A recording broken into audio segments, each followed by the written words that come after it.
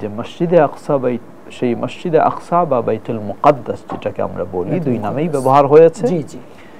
এই মসজিদের দ্বিতীয় বৈশিষ্ট্য হলো এটি হলো পৃথিবীর বুকে দ্বিতীয় মসজিদ হিসাবে নির্মাণ হয়েছে। সুবহানাল্লাহ।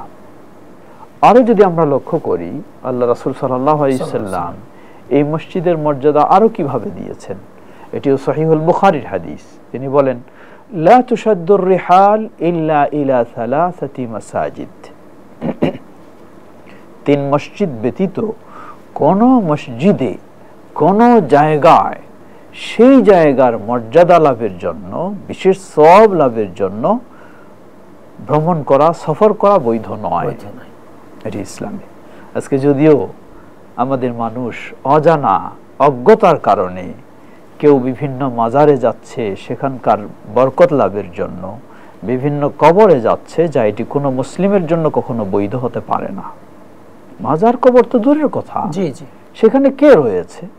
রয়েছে একজন মৃত মানুষ, যেই মৃত মানুষ নিজের জন্য কিছু করার ক্ষমতা রাখে না। আর আমি কিভাবে সেখানে গিয়ে ধর্ণা দিতে পারি আমার কিছু উপকারের জন্য বা আমার কিছু অকল্যাণ দূর করার জন্য? এটি একটি নির্বুদ্ধতা ছাড়া, বিবেকহীনতা ছাড়া কিছুই হয় নয়। এই জন্য ইসলাম এটিকে হারাম করেছে। এমনকি কোনো দূর দেশে কোনো মসজিদে, সেখানেও আপনার জন্য বৈধ নয় আপনি আরেক অঞ্চল থেকে সেখানে কিছু ওই জায়গার মর্যাদা লাভ করবেন, সওয়াব লাভ করবেন, এই জন্য যাবেন, এটিও ইসলাম অনুমোদন দেয় না।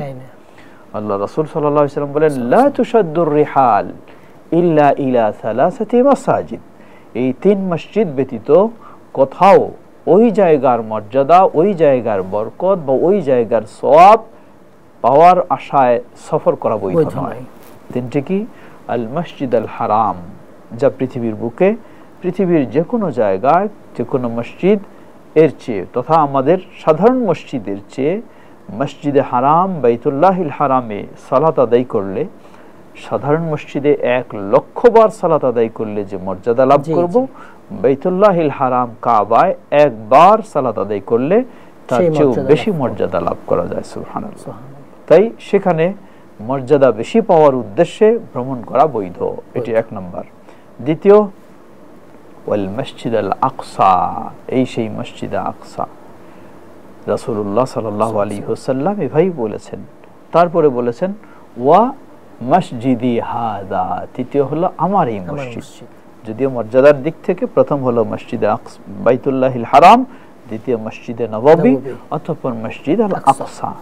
কারণ মসজিদে নববীতে অন্য সাধারণ মসজিদে সালাত আদায় করলে যে মর্যাদা সওয়াব লাভ করা যাবে, তার চেয়ে মসজিদে নববীতে সালাত আদায় করলে, যা সহিহ হাদিসের আলোকে সহিহুল বুখারীর হাদিসে যেটি এসেছে, 1000 গুণ বেশি সওয়াব লাভ করা যাবে।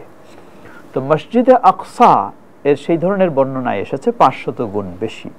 তাই আমরা বলবো এই হাদিসে আল্লাহ রাসূল সাল্লাল্লাহু আলাইহি ওয়াসাল্লাম মসজিদে আকসার মর্যাদা দিয়েছেন, যেই 3টি মসজিদ পৃথিবীর বুকে, মাত্র 3টি মসজিদ যেখানে বেশি মর্যাদা ও সওয়াব লাভের উদ্দেশ্যে ভ্রমণ করা যায়, সেটার মধ্যে একটি হলো মসজিদে আকসা। এই মসজিদে আকসা এমনটি শুধু নয়, মসজিদে আকসার মর্যাদার ক্ষেত্রে আরো সহিহ হাদিসে এসেছে, যে হাদিসটি নাসাই, সুনান নাসাই এবং সুনান ইবনে মাজাহ এসেছে। হাদিসটি সহিহ। শেখ আলবানী রাহিমাহুল্লাহ হাদিসটিকে সহিহ বলেছেন। রাসূলুল্লাহ সাল্লাল্লাহু আলাইহি ওয়াসাল্লাম বলেন যে কোন ব্যক্তি যদি, যা সুলাইমান আলাইহিস সালাম বিশেষভাবে আল্লাহ রাব্বুল আলামিনের কাছে দোয়া করেছিলেন, এটাও মসজিদে বাইতুল মুকাদ্দাস বা মসজিদে আকসার একটি অন্যতম মর্যাদা। তাহলে কোন ব্যক্তি ভিন্ন কোনো উদ্দেশ্য নয়, শুধুমাত্র সালাত আদায়ের উদ্দেশ্যে যদি মসজিদে আকসায় যায়, অতঃপর সালাত আদায় করে, খারাজা মিন জুনুবিহি, সে ব্যক্তি তার গুনাহ থেকে বের হয়ে আসবে। কেমন? যেমনই ভাবে তার মা তাকে নিষ্পাপ হিসাবে প্রসব করেছে। সুবহানাল্লাহ, কি বিশাল মর্যাদা! হাদিস সহিহ। আল্লাহর কাছে এই মর্যাদা চেয়েছেন, আল্লাহ দিয়েছেন। তাই এই মসজিদে আকসার এটি অন্যতম একটি মসজিদ।